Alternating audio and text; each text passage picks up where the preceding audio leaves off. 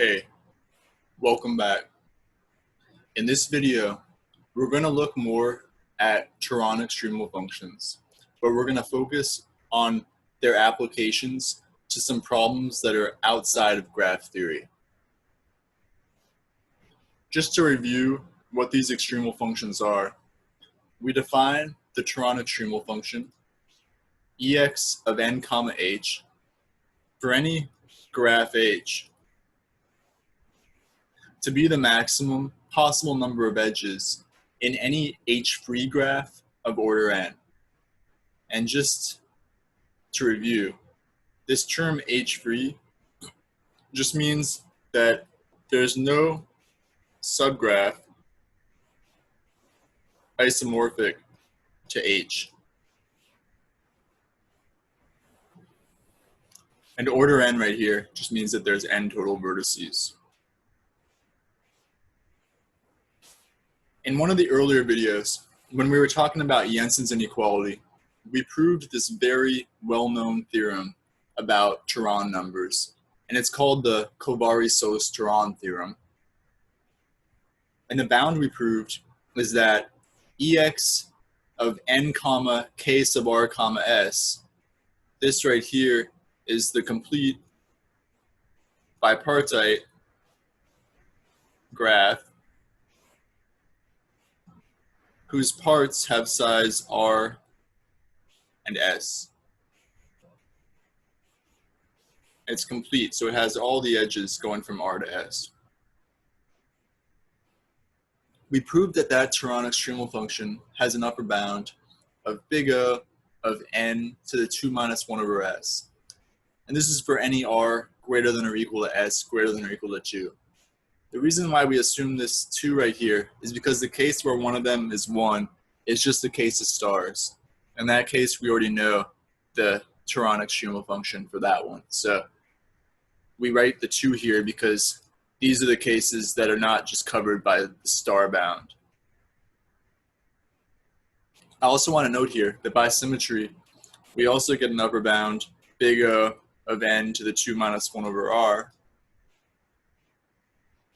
But by our assumption over here, r is greater than or equal to s. So the upper bound 2 to the 1 minus, the upper bound of n to the 2 minus 1 over s, this upper bound is sharper than the upper bound of n to the 2 minus 1 over r, since s is less than or equal to r.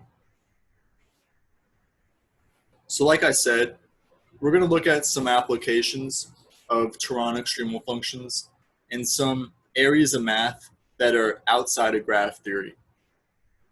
We're going to look at some problems in computational geometry, problems involving unit distances, and we'll also look at some problems in combinatorial number theory. And the problem we'll look at in this video is a problem about sum sets. So not subsets, but sum sets. And the specific result that we're going to use about Turan numbers, so we're just going to apply one result, and that's going to be the Kovari-Sos-Turan theorem. So we're going to use this upper bound, big O of n to the 2 minus 1 over s. And we're going to use this for a bunch of different problems that might seem like they're totally unrelated to complete bipartite graphs. But often, you can take a problem and then turn it into a problem about a graph. And sometimes you can show that that graph avoids certain subgraphs. And that's what we're going to try to do in this video. So let's start with the first problem. And this first one is about unit distances. Unit distances in the plane. So let's draw a little picture. Have a plane up here.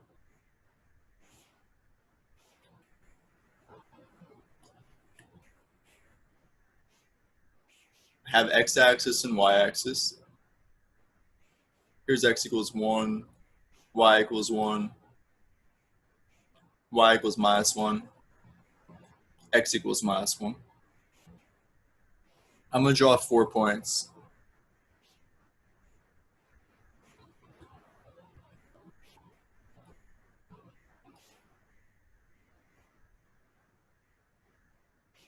And now I'm going to draw the unit distances. So my points, I'll name them U, V, say T, and W. This one is just 1, 1. This one is 1, 0. This one's 1, -1. And U right here, this is just the origin. So there's a total of 3 unit distances there. We have the distance from U to T, the distance from V to T, and the distance from W to T. Those are our unit distances. The question that we're going to ask more generally is, what is the maximum possible number of unit distances among endpoints in the plane?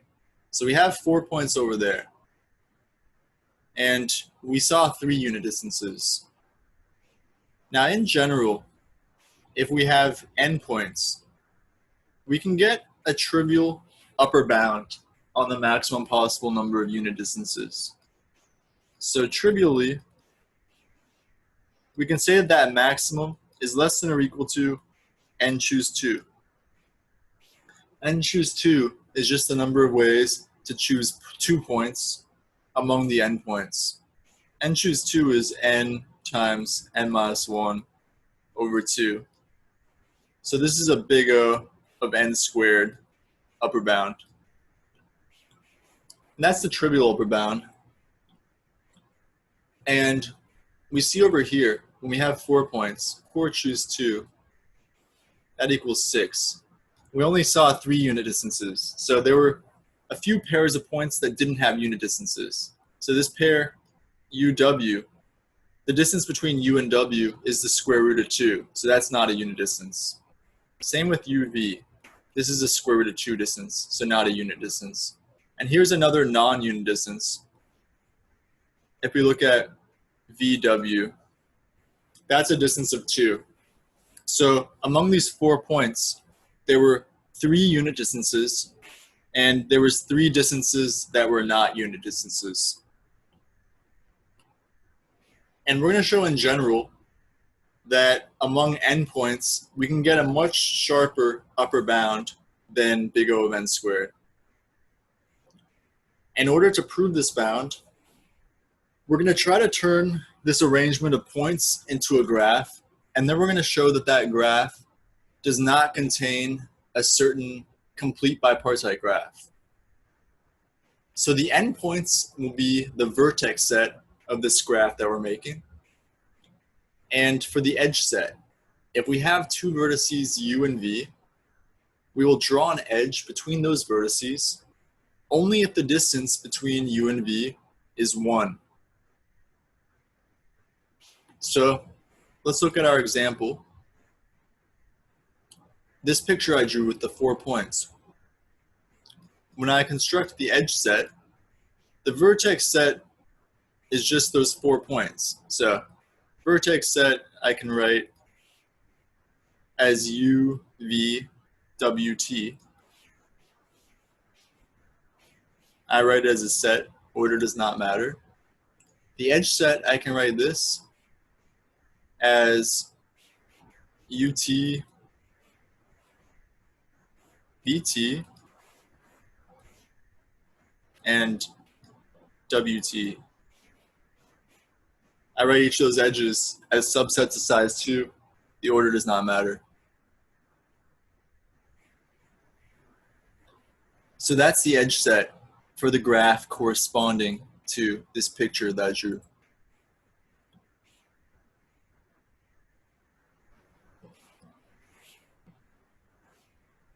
And here's the claim that we need to prove. I claim that regardless of the endpoints that we started with, the graph that we build, G, must be K sub 2 comma 3 free. In other words, we cannot have a copy of this graph, this bipartite graph with parts of size 2 and 3 and all possible edges. So this is impossible.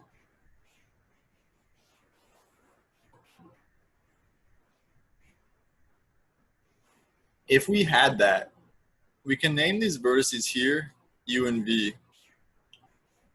And we would be saying that U and V, we draw them like this. U and V have at least 3 other points that are a unit distance away from both of them. So this point, if it's a unit distance from both U and V, then we can say that's distance 1, that's distance 1. And any points that are at unit distance from U have to be on the circle of radius 1 centered at U. Any points that are unit distance from V have to be on the circle of radius 1 centered at V. So our claim, if we had 3 points that are all at unit distance from both U and V, we would be claiming that the circle of radius 1 centered at U intersects the circle of radius 1 centered at V in 3 points. And there's a problem with that. The problem is this more general fact about circles, and that fact is that if you have any 2 distinct circles, not just unit circles, but any 2 distinct circles, they can only intersect in at most 2 points. However, if we had a copy of this complete bipartite graph with parts of size 2 and 3, then we just took the circles centered at these 2 vertices on the left part, U and V. We look at those circles would have to intersect in 3 points, these 3 points. So the circles centered at U and V would have to intersect at each of these 3 points. And the problem is that those are 2 distinct circles. They can only intersect in at most 2 points. So we cannot have the copy of K23.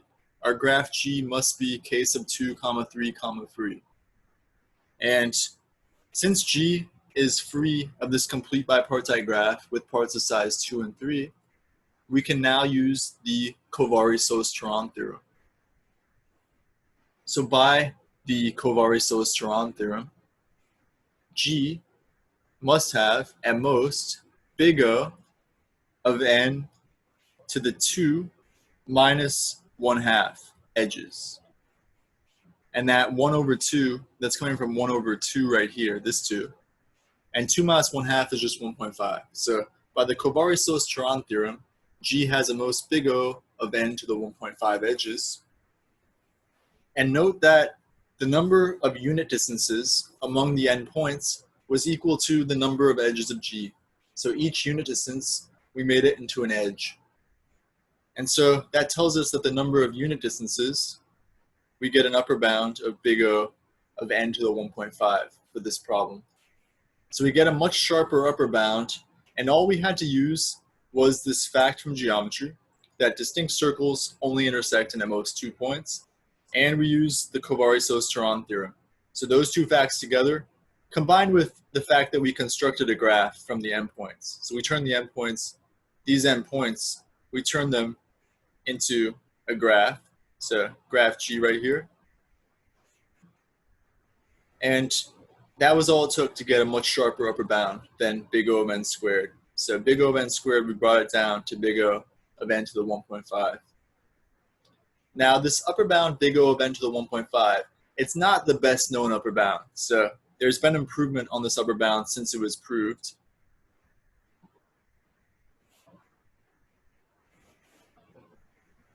And so for this problem, same problem, the maximum possible number of unit distances among endpoints in the plane. It's still an open problem, and the best known upper bound is big O of n to the 4/3. And it's conjectured that the upper bound might be improved to n to the 1 plus little o of 1. But that's a question, so that's not known. It's an open problem. So as you can see, if it's not known whether the upper bound is big O of n to the 4/3, or if it can be close to big O of n to the 1. So I'll note here, little o of 1 means that, so this means goes to 0 as n goes to infinity. So we talked about big O and little o notation in the video that was titled Big O notation. So when we have a little o of 1, that's just saying that it's a quantity that goes to 0 as n goes to infinity. So this problem is wide open. The upper bound and lower bound are far apart. And the best known upper bound is big O of n to the 4/3. So that's substantially better than the upper bound that we proved on the last slide of big O of n to the 3/2. And that was just by the Kovari-Sos-Turan theorem. So the next natural thing to look at, we were just looking in the plane. Plane is two-dimensional space. It's natural to ask the same problem in a higher dimensional space. So let's consider the same question, but now in three-dimensional space. So the problem is to find the maximum possible number of unit distances among n points in three-dimensional space. And we'll use the same strategy that we used with the two-dimensional version. We will build a graph with these points as the vertices. And the edges will be defined the same way. We'll draw an edge between vertices u and v only if the distance between the points corresponding to those vertices is 1. And we get a slightly different claim here because now we're in 3 dimensions instead of 2 dimensions. The claim is that the graph G that we just built must be free of the complete bipartite graph with parts of size 3. So this graph, 3 vertices here, 3 vertices here, we call them U, V, and W. We cannot have this graph, I claim, which has 9 edges. So if we did have that graph, and we have our vertices U, V, and W, so we can draw, since we're in 3 dimensions, we can draw some spheres around these points.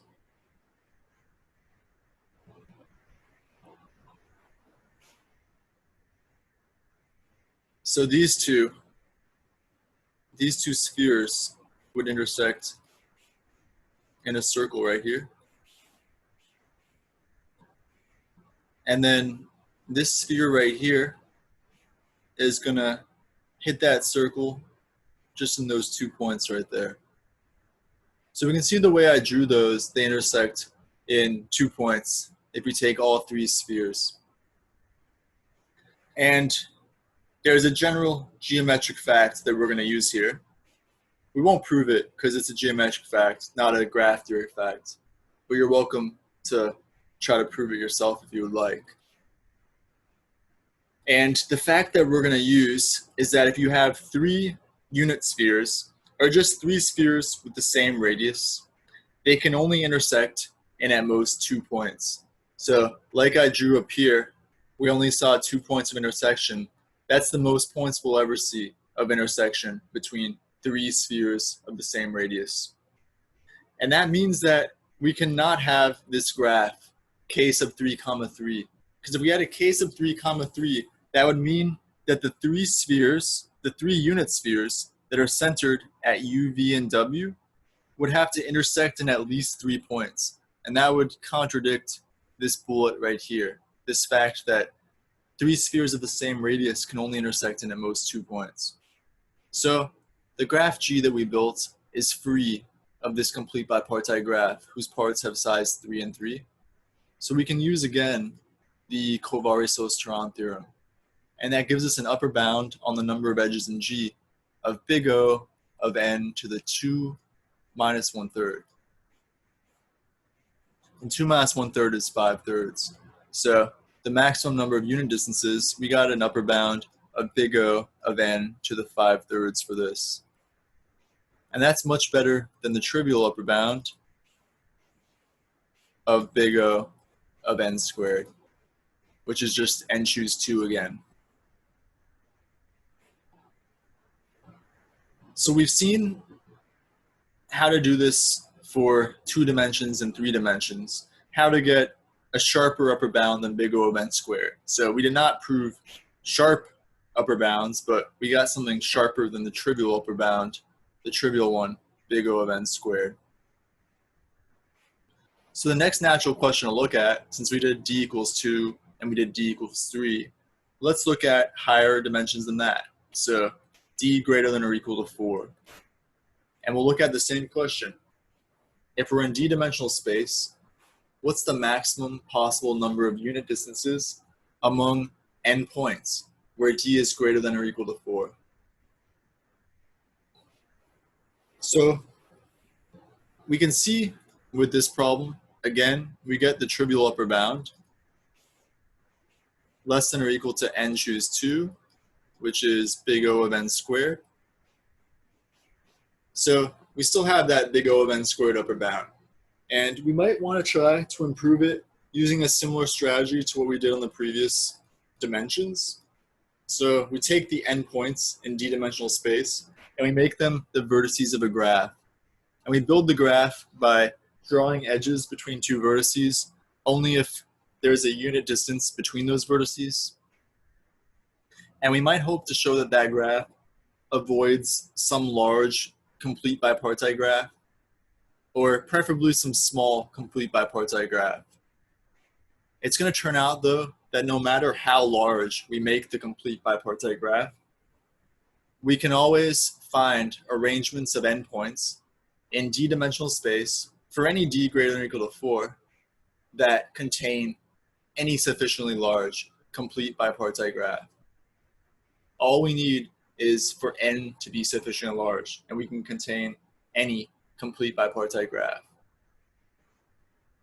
And that's what we're going to do on the rest of the slide, is we're going to provide a construction that shows that the strategy that we use for d equals 2 and d equals 3 will not work at all for d greater than or equal to 4.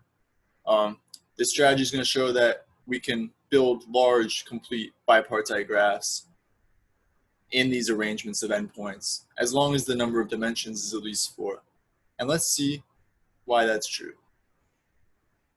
So in order to do this construction, we're going to use the fact that dimension d is greater than or equal to 4.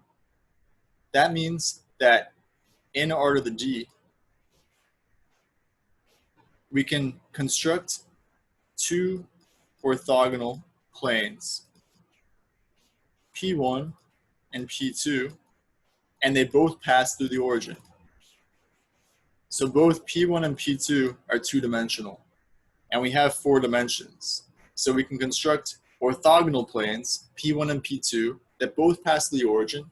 Orthogonal just means that if you take a vector in P1 and a vector in P2, their dot product is 0. The angle between them is 90 degrees. And in these planes, P1 and P2, we're going to take 2 circles. C1 is going to be a circle in P1. C2 is going to be a circle in P2. Each of the circles will have radius 1 over square root of 2. So the circles will have the same radius, and moreover, they'll have the same center. So they'll both be centered at the origin. However, I just want to emphasize, the circle C1, it's going to be in the plane P1. And the circle C2, it's going to be in the plane P2. So these circles are in different planes, and those planes are orthogonal. Now I'm going to draw a picture. Since we have 4 dimensions here, I can't draw a complete picture since I'm drawing on a 2-dimensional slide. But I can draw a picture that will help us visualize things. So I'm going to draw a picture. We have the origin right here in d-dimensional space. I'm going to draw a radius of my circle C1. And I'm going to draw a bit of C1 right here. So here's a little bit of C1. Keeps on going. Now I'm going to draw another radius. This is going to be a radius of my circle C2. And I'll draw a bit of C2 there. There's some of C2. And it keeps on going. Now, C1 lies in the plane P1, and C2 lies in the plane P2. The planes P1 and P2 are orthogonal, So the angle between the vectors for these two radii is a 90-degree angle. Both of these radii have the same length. They're both length 1 over the square root of 2. And right here, this point right here, and this point right here, these are just two arbitrary points on the circles C1 and C2. So it's any 2 points on the circles C1 and C2. And I can look at the distance between them. I'll call that distance h. And we have a right triangle. It's an isosceles right triangle here. The legs both have length 1 over the square root of 2. That means the hypotenuse squared equals 1 over the square root of 2 squared plus 1 over the square root of 2 squared. And this equals 1. So the hypotenuse equals 1.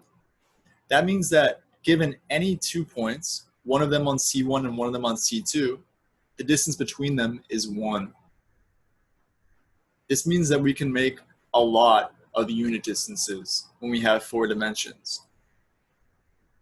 So the way that we're going to do this is we're just going to take many points on C1 and many points on C2. And the number of unit distances is going to be the number of points on C1 times the number of points on C2. So I draw a little picture down here. Not drawn to scale. We have C1, we have C2. I can just take a bunch of points on C1. I can take a bunch of points on C2. And all of these distances between these points, all of those distances must be 1. So I can take floor of n over 2 points on C1, and I can take ceiling of n over 2 points on C2. And I wrote them the opposite way there. So I wrote ceiling for C1 and floor for C2. And that would give us the number of unit distances as ceiling of n over 2 times floor of n over 2.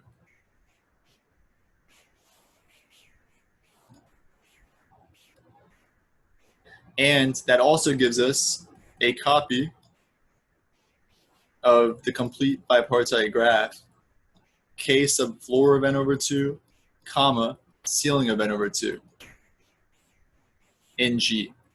So for this arrangement of n points, we place n over 2 of the points on C1 and n over 2 of the points on C2. And if n is not divisible by 2, then we use ceiling or floor. For that arrangement, the number of unit distances is equal to big omega of n squared. So we can construct big omega of n squared unit distances using only n points. And we can also construct this complete bipartite graph whose parts are of size ceiling n over 2 and floor of n over 2. And this is in G. So same G as the graph that we constructed. So not only did we just show that the technique that we used for D dimensions for D equals 2 and D equals 3 would not work to get a better upper bound for this problem, we actually show that the upper bound, the trivial upper bound up here, is pretty sharp. So we know that there's a matching lower bound that's sharp up to a constant factor with that upper bound. So the lower bound and the upper bound, they only differ by a constant factor. So we have an omega of n squared lower bound, and we have a big O of n squared upper bound on the maximum number of unit distances among n points in D-dimensional space, as long as D is greater than or equal to 4. So as long as D is greater than or equal to 4, we can construct 2 orthogonal planes, and we can put those circles C1 and C2 in them. So that's the key in order to get theta of n squared. So since we have big O over here, and we have big omega over here, we can combine them, and we can just say that the bound we found is theta of n squared. So we saw that it's possible to find any complete bipartite graph among endpoints in D-dimensional space as long as D is greater than or equal to 4. And more importantly, we showed this upper bound, which I'll clear the text so we can see it better. We showed this upper bound of theta of n squared on the maximum number of unit distances. So that'll be all that we'll discuss about the unit distance problem for now. And now that we've looked at some applications of the Kovari-Sos-Turan theorem to computational geometry, let's look at an application